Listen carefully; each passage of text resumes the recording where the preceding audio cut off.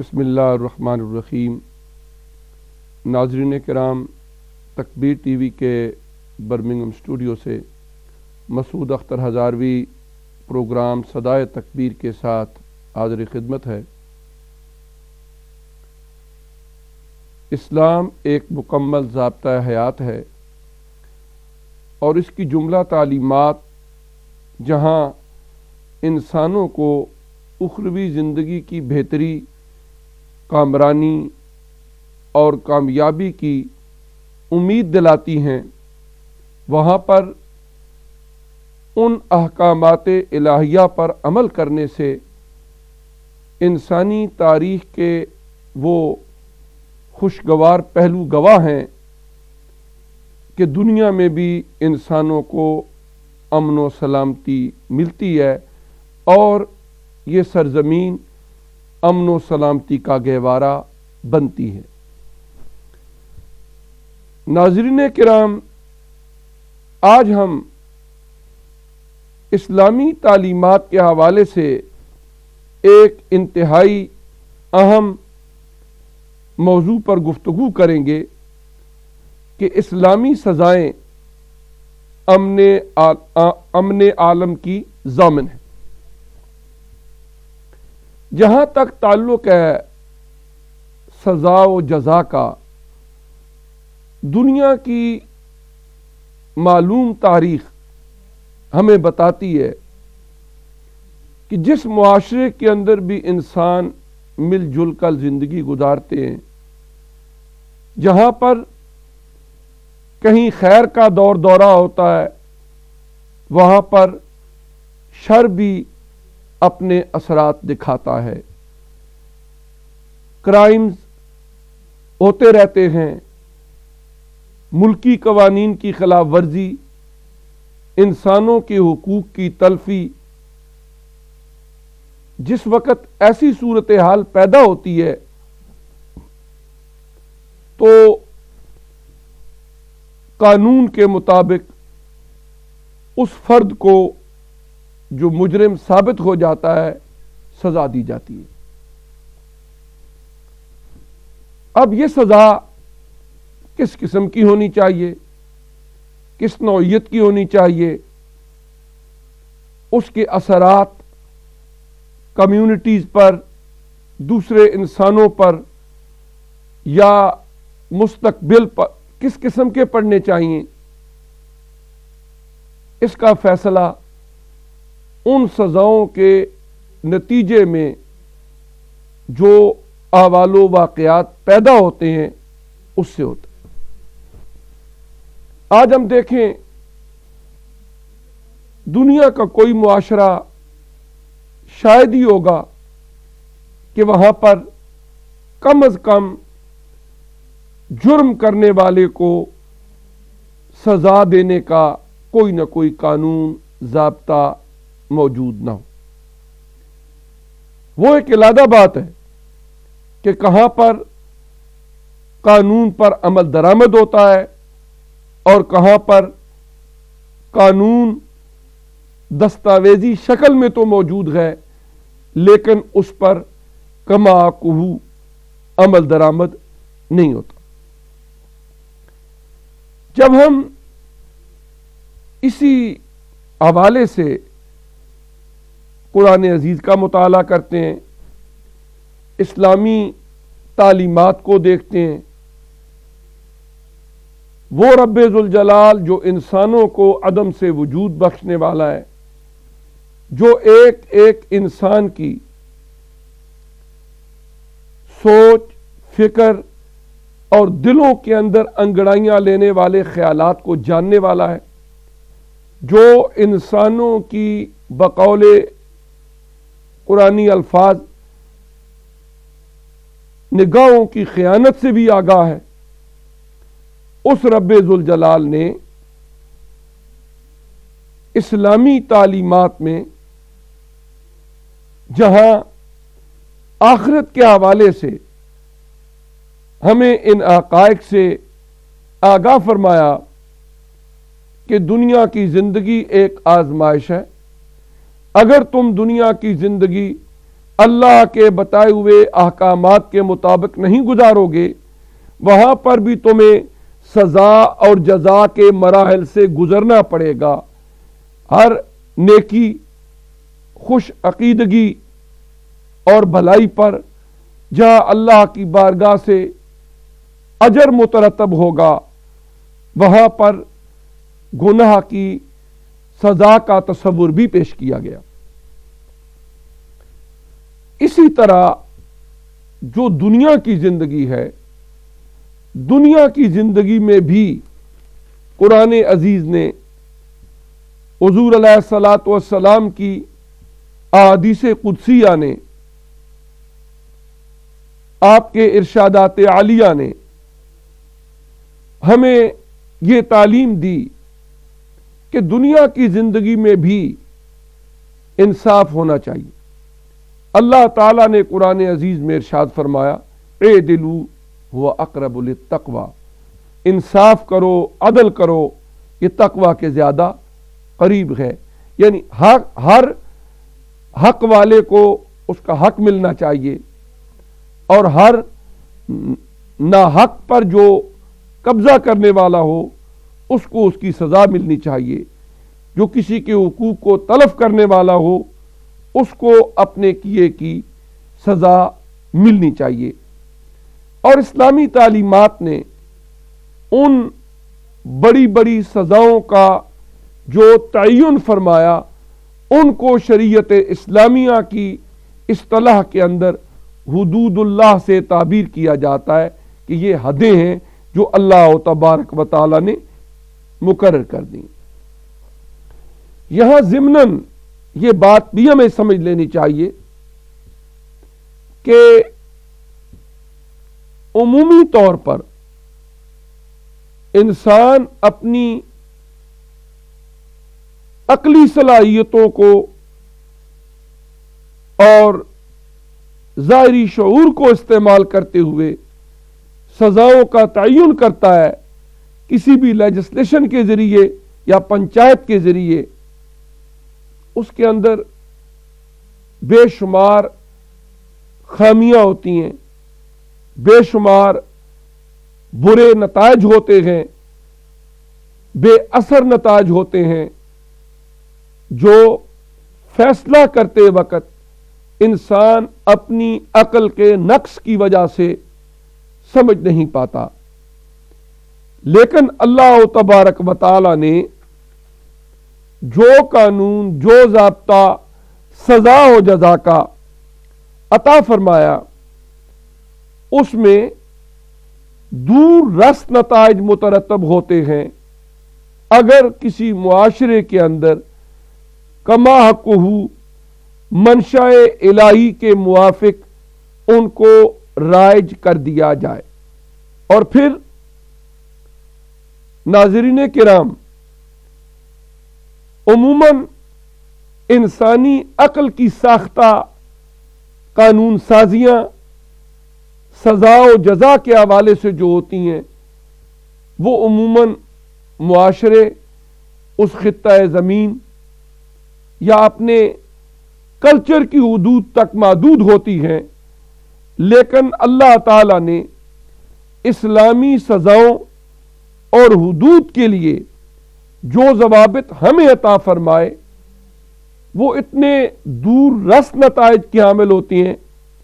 کہ صرف دنیا کی زندگی نہیں، بلکہ ان سزاؤں پر آخرت کی بہتری، آخرت کی کامیابی اور کامرانی بھی موقوف ہوتی ہے۔ حضور نبی کریم صلی اللہ علیہ وآلہ وسلم نے ان حدود و قیود کا تعین کر دیا، اور اسلامی تاریخ کے اوراق اس پر شاہد عادل ہیں کہ جس ماحول، جس معاشرے اور جس زمانے میں بھی ان سزاؤں کو عملی طور پر نافذ العمل کر دیا گیا، وہ معاشرہ امن و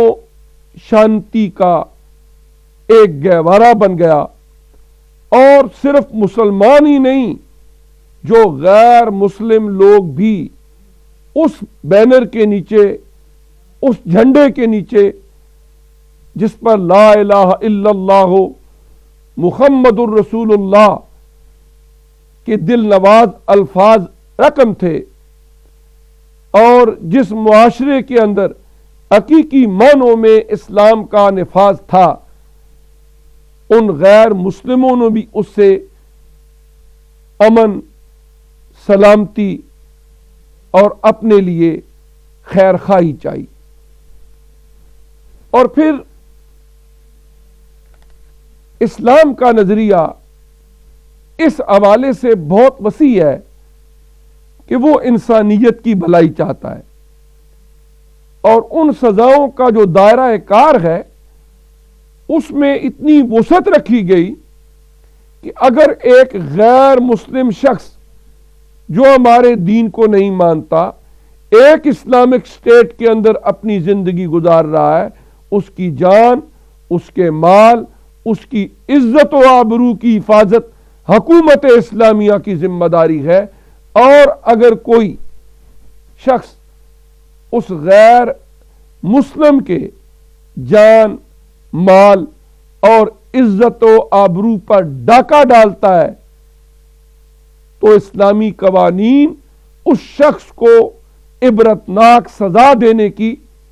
ہمیں تلقین کرتے ہیں اور اس طرف ہماری رہنمائی کرتے ہیں۔ آج ہم اسی حوالے سے ناظرین کرام دیکھیں گے کہ اسلامی سزا کا تصور کیا ہے،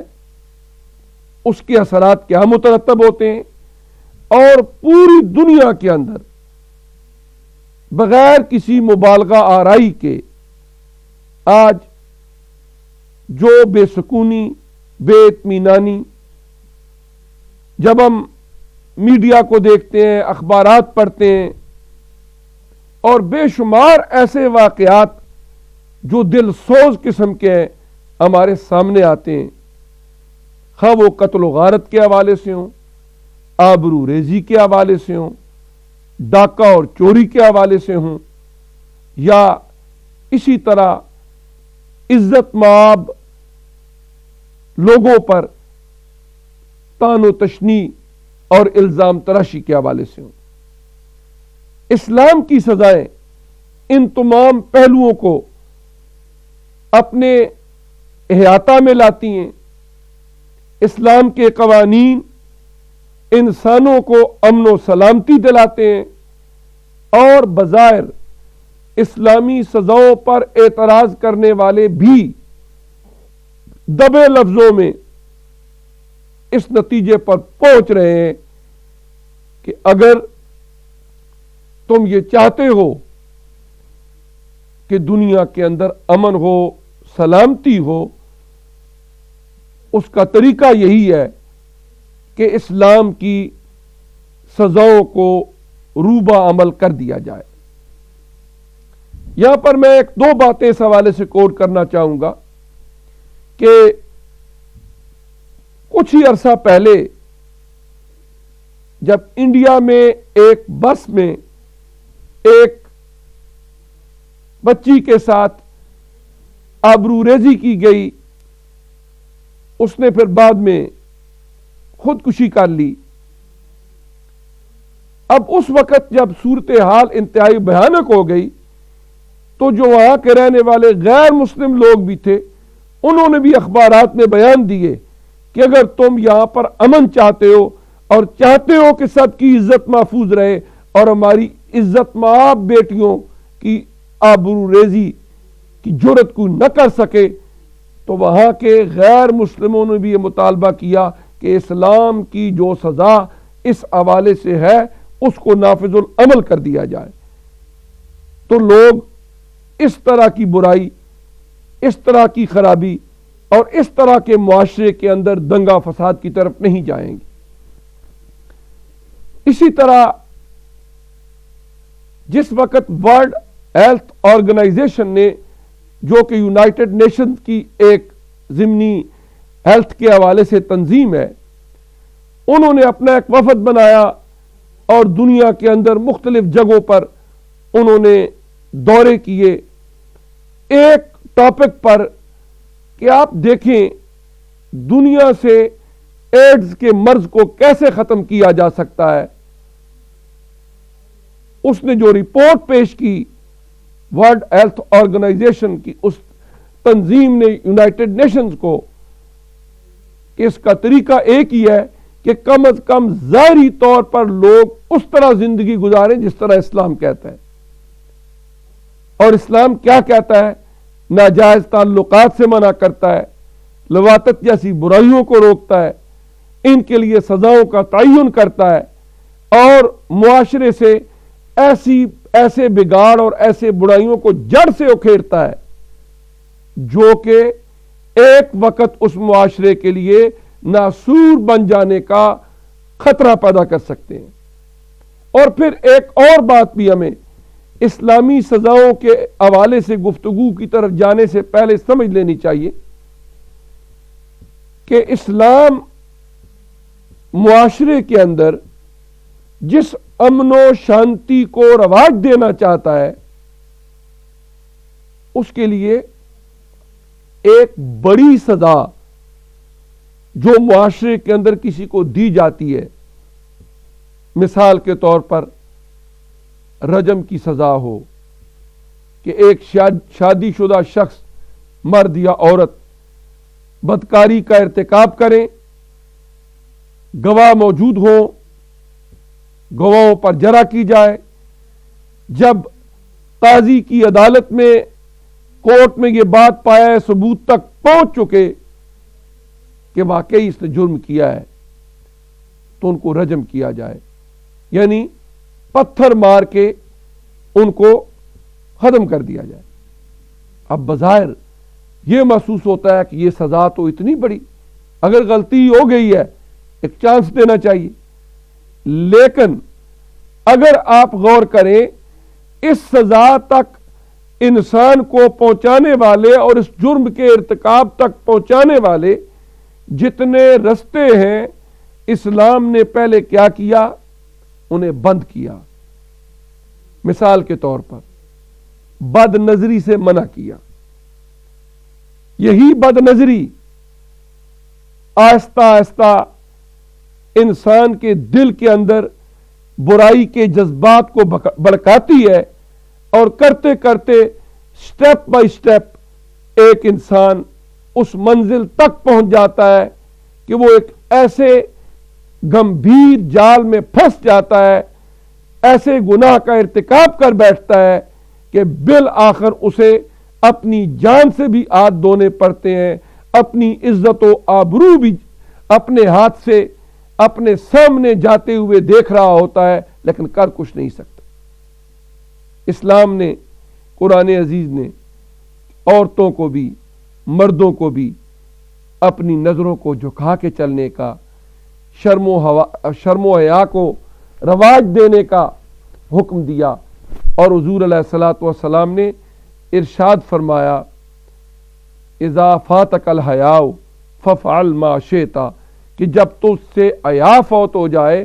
شرم فوت ہو جائے، تو پھر جو مرضی ہے تو کرتا پھرے. یعنی شرم و حیا کا تقاضا یہ ہے کہ کسی غیر محرم پر نظر ڈالتے ہوئے بھی اللہ کا خوف دل میں آئے کہ یہ شیطان کے تیروں میں سے ایک تیر ہے نظر، اس لیے اپنے آپ کو بچائے.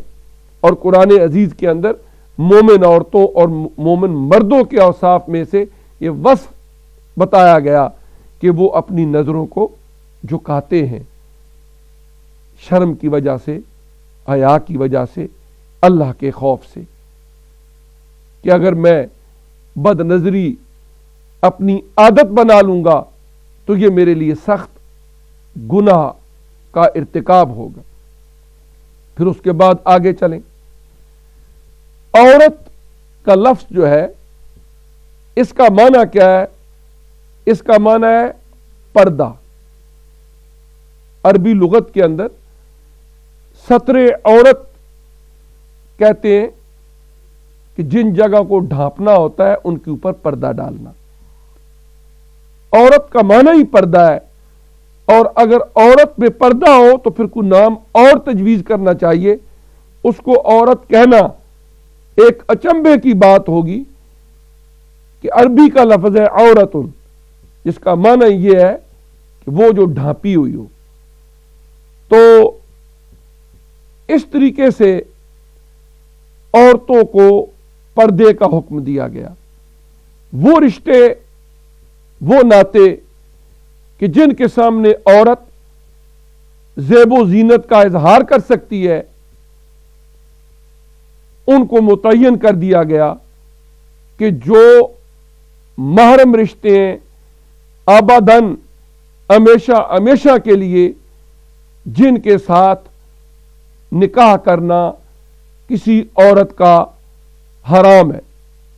باپ ہے، بیٹا ہے، اسی طریقے سے بھانجا ہے،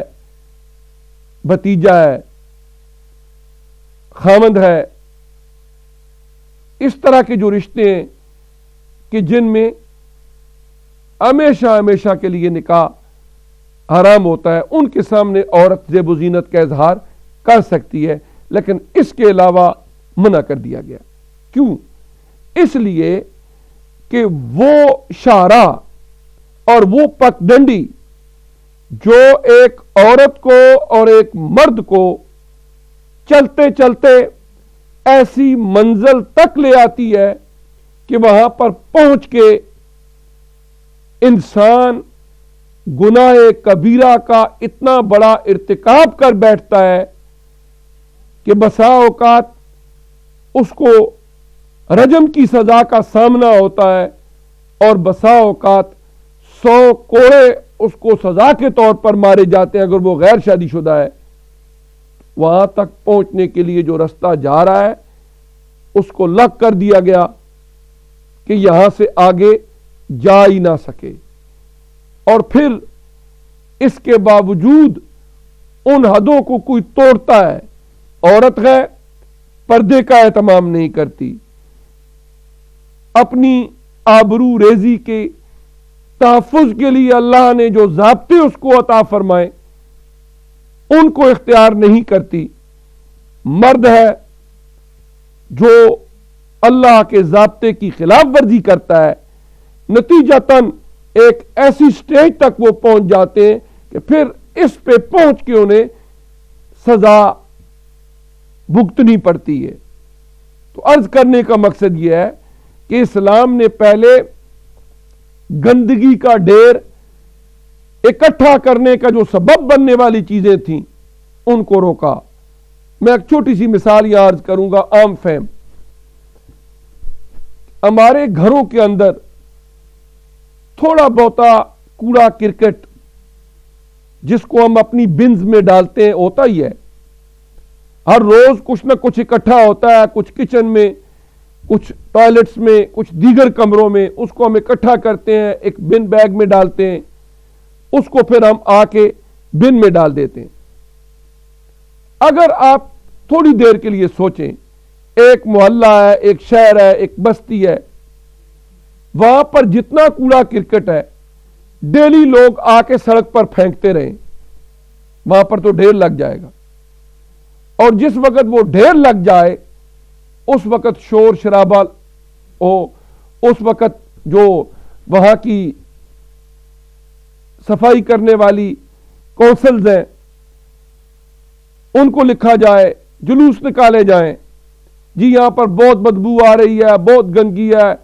اب ہم کیا کریں. کیا اس سے پہلے اچھا طریقہ نہیں ہے کہ ڈیلی کا جو آپ کا تھوڑا بہت کوڑا کرکٹ ہے اس کو اس طریقے سے بن میں ڈالو کہ جس وقت آئے اسی مطابق وہ باہر رکھ دو، جو گاڑیاں آتی ہیں وہ لے جائیں. اس طرح کیا ہوگا کہ جو رول جو ضابطہ ہے اس کو اختیار کرو گے تو بدبو نہیں پھیلے گی، وہ گندگی نہیں پھیلے گی. لیکن اگر تھوڑا تھوڑا اکٹھا کرتے رہو گے وہاں ڈھیر لگ جائے گا، گندگی ہو جائے گی، پھر اس کے بعد تمہارے لیے مشکلات ہوں گی. اسلام نے وہ چھوٹی چھوٹی چیزیں جو اکٹھی ہو کے بڑے بڑے بھانبڑ مچا دیتی ہیں ان سے انسانوں کو روکنے کے لیے پہلے چھوٹی چیزوں پر پابندی لگائی.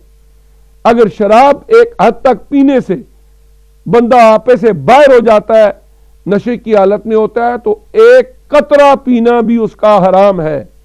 اسی طرح جس طرح اس کے کئی گھونٹ پینا حرام ہے، اس کا بیچنا حرام ہے، اس کا بنانا حرام ہے، اس کا گفٹ کرنا حرام ہے۔ کیوں؟ اس لیے کہ کل یہ بندہ شراب کی طرف جائے گا، اس کا ایڈکٹڈ ہو جائے گا، وہ پیے گا، پھر اس کو کوڑے لگیں گے۔ اس سے پہلے شراب کا بنانا، شراب کا بیچنا، خریدنا، گفٹ کرنا، یہ تمام کی تمام چیزیں ان کو ممنوع قرار دے دیا گیا۔ نہ وہ بانس، نہ بجے بانسری، نہ معاشرے کے اندر یہ بنے گا، نہ یہ بکے گا، نہ یہ گفٹڈ ہوگا، نہ یہ پیا جائے گا۔ یعنی پہلے یہ قانون اور ضابطے رکھ دیے، اس کے بعد یہ ہوا کہ یہ قانون بنا دیا گیا کہ اس کے باوجود اگر کوئی شخص اس گناہ کا ارتکاب کرتا ہے تو اس کو یہ سزا دی جائے گی۔ اسی طرح چوری، ڈاکہ، دوسرے کا مال ناجائز طور پر ہتھیانا، اس قسم کے فراڈ، اسلام نے اپنی اخلاقی تعلیمات کے ذریعے معاشرے کے اندر رہنے والے لوگوں کو ایسی تعلیم، ایسی تربیت دی، حلال حرام کی تمیز بتائی۔ قرآن عزیز نے یہاں تک بیان فرمایا کہ ایک یتیم کا مال ہے، کوئی آدمی اس کو ہتھیاتا ہے تو ایسے ہے جیسے اپنے پیٹ میں وہ آگ کے آگ بھی وہ جو جہنم کی آگ ہے اس کے انگارے ڈال رہا ہے۔ بتایا گیا حلال کے فضائل کیا ہیں، برکات کیا ہیں، اور جو حرام کا رزق ہے اس کے وبال کیا ہیں، یہ ساری چیزیں بتا دی گئیں۔ اس کے باوجود اگر کوئی شخص چوری کا ارتکاب کرتا ہے پھر وہ سزا کا مستحق ہوگا جو قرآن عزیز نے متعین فرمائی۔ اور پھر ایک اور بات بھی ہے کہ اسلام نے جو معاشرے کے اندر رہنے والے انسان ہیں ان کی اخلاقی، روحانی بالیدگی کا اہتمام کیا، انہیں نہ صرف ایک اچھا مسلمان بلکہ ایک اچھا انسان بننے کی تعلیمات دیں۔ اسلام کا اخلاقی ضابطہ آپ دیکھ لیں، ڈیلنگ جو لوگوں کے ساتھ ہوتی ہیں ان کو دیکھ دیں، محلے داروں کے حقوق کے حوالے سے، ایک آجر اور مستاجر یعنی ایک مزدور اور ایک مالک، ان کے آپس کے اندر جو ڈیلنگز ہونی چاہیے، فرض شناسی ہونی چاہیے، حقوق کی پاسداری ہونی چاہیے، ایک دوسرے کے ساتھ خوش خلقی کا تعلق ہونا چاہیے،